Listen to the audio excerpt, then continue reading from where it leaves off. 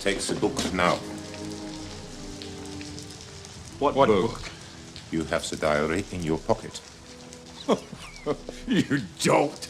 Do you think my son would be that stupid that he would bring my diary all the way back here? You didn't, did you? You didn't bring it, did you? Well, You did. look, can we discuss this later? I should have mailed it to the Marx brothers. Will you take it easy? Take it easy? Why do you think I sent it home in the first place? So it wouldn't fall into their hands. I came here to save you. Oh, yeah? And who's going to come to save you, Junior? I told you.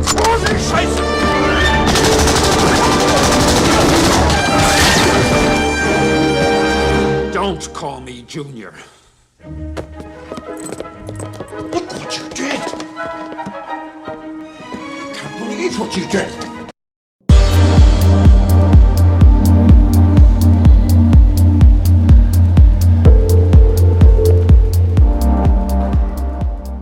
Hello everyone, this is Pico Entertainment and we're back again, and here now we have another video for you, and in anticipation for Indiana Jones and the Dial of Destiny, due for release on 30th of June 2023, we will take a look back at all previous movies within the Indiana Jones franchise, and you can check out all of my reviews of the films within the series, and I'll leave some links within the description. Now in this video we will focus on the third installment, Indiana Jones and the Last Crusade. Released on the May 24th, 1989, it has Harrison Ford once again reprising his iconic role as Dr. Indiana Jones, famous archaeologist. This time he's joined by the very much iconic Sean Connery, playing his father Dr. Henry Jones.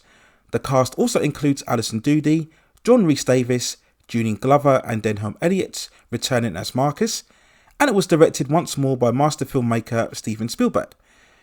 Now the story of Last Crusade focuses on Dr. Indiana Jones once more, having recently acquired a famous crucifix in 1938 from the Portuguese coast. Having returned to his teaching duties in America, he's sought out by wealthy entrepreneur Walter Donovan. Now Donovan has been searching for the famous Holy Grail as he believes it has the key to gaining eternal life. Donovan also reveals that he had hired Indy's father to search for the Grail, but he has mysteriously disappeared. Indy then ventures out to various locations before eventually finding his father being held captive by Nazis within Austria. After various secrets and agendas are revealed, Indy frees his father and the two frantically escape capture from the Nazis. What then follows is an epic race against time as Indy and his father must stop the Nazis and other forces from attaining the Grail and using its power for their own designs. And when looking back on The Last Crusade, it's yet again an entertaining, action-packed, spectacular adventure, full of big set pieces, twists and turns, and having the same similar spirit and energy that made the previous two installments, both Raiders of the Lost Ark and Indiana Jones Temple of Doom, so satisfying. But I will say that when viewing the first three films as a whole, I find The Last Crusade not quite the same high level. It doesn't quite reach the same thrills and intensity. It's much more light-hearted in tone. Now whilst I'm not saying that an Indiana Jones movie has to be super dark and gritty, Last Crusade does feel like it plays it a little bit more safe.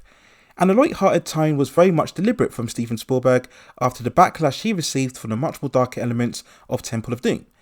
And the movie's opening typifies this spirit and a tonal change, where we go back to 1912, where we see a young Indiana Jones played by River Phoenix as he looks to take the crucifix from robbers and return it to a museum, where we see Indy running on top of a circus train and we see all of the animals from the likes of giraffes and lions.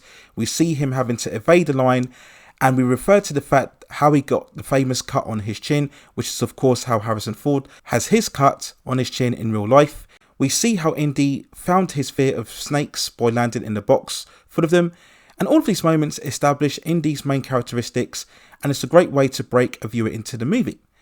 And the movie starts off fine enough. We get some good opening moments. We have the scene of Indy and Elsa coming across rats within the catacombs, and we have a very eventful boat chase as we see them both evading a secret order group who are dedicated to protecting the Holy Grail from being discovered. So whilst these scenes are very watchable, it's not exactly electrifying, but once we see the entrance of Dr. Henry Jones, this is when the film starts to pick up, and the next hour or so is absolutely magic, being carried almost completely by the relationship between Indy and his father. This is where we get so much of the humour and charm Seeing the constant back and forth between the two is an absolute delight, and the movie balances the relationship just right. Whilst there's times of contention and disagreement, it never becomes angst-ridden or attritional. We do have smaller reflective moments as the two reflect on their past relationship, and a great scene at a dinner table when they are both on an air blimp. We do get a small insight into the fact that Indy's mother died from a long-term illness, and Henry's obsession with finding the Grail was always misunderstood by Indy when he was young. And it's these little nuanced moments that are generally effective. But the film never delves too deep into sentimentality or saccharine, which would have bogged down the story, and thankfully the movie stays mostly focused on the narrative of searching for the Grail. Now, for all of the heavy focus on the father-son dynamic, we still get some great action, in particular a brisk motorbike chase as we see Indy and Henry being pursued by the Nazis. It's great stuff, and we have that very funny moment where we see Indy facing off against a biker, and because they're holding together signposts, it reminds Henry of two knights jousting together. We then have to talk about the movie's action centerpiece, a truly magnificent tank chase as Indy goes all out on horseback to rescue his dad and Marcus being held captive. We get absolutely everything from a tank blowing off a car unhinged from the cannon. We see Indy frantically leaping onto the tank, fighting off against multiple soldiers. We then have that great magic bullet moment where Indy shoots through 3 soldiers, absolutely fantastic to watch. We then see Indy hanging for his life as the tank approaches a rock, and we see all of the dust and sand pouring down his face.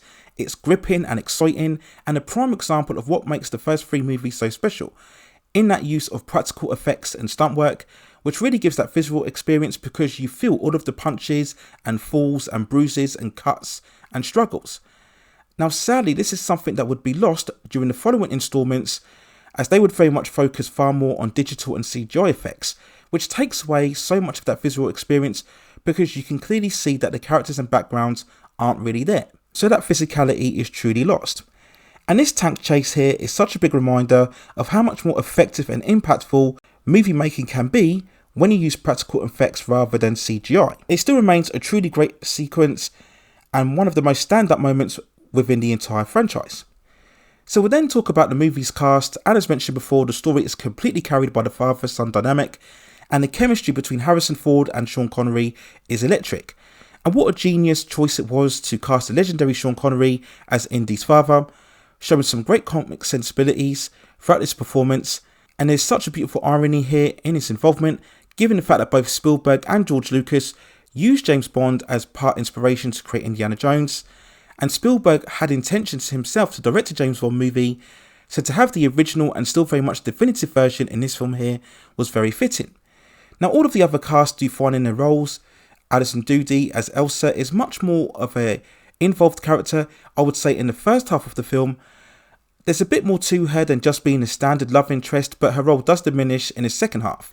Though I wouldn't say that she's anywhere near as memorable a female character as what we saw with Karen Allen's Marion in Raiders of the Lost Ark, and also Kate Capshaw's Willie Scott in Temple of Doom. And Walter Donovan, played by Julian Glover, isn't really a strong villain if I'm being honest, nowhere near as memorable as what we saw with Paul Freeman as Belloc in Raiders, or indeed Amirishi Puri as Molaram in Temple of Doom.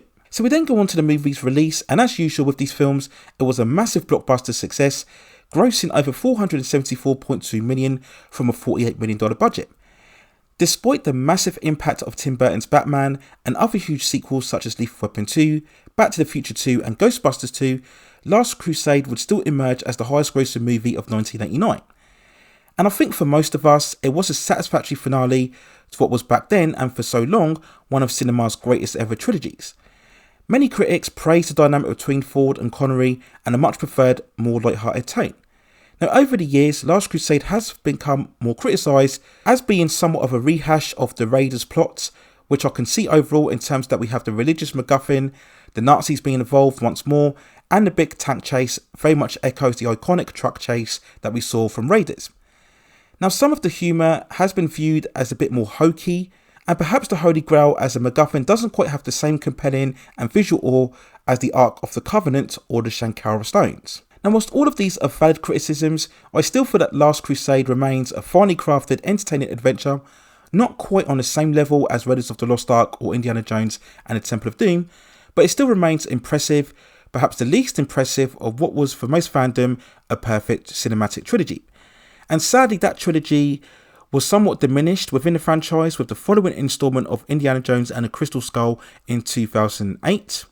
But despite that, Indiana Jones and the Last Crusade is still very much entertaining, carried almost completely by a fantastic chemistry between Harrison Ford and Sean Connery, and many years after its release, it still remains a very fine entry within the Indiana Jones franchise. So those are my overall thoughts and feelings when looking back on Indiana Jones and the Last Crusade. Let me know what you think in the comments below. And as I mentioned before, look out for the channel of reviews of other entries within the franchise.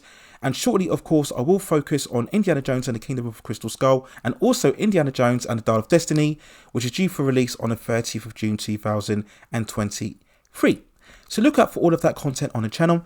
And if you have any other suggestions regarding any other movies, television series, or any other topic within the entertainment and pop culture scene that you'd like to see me talk about, then also let me know within the comments, and I will see if I can provide further commentary for you on those topics within the future.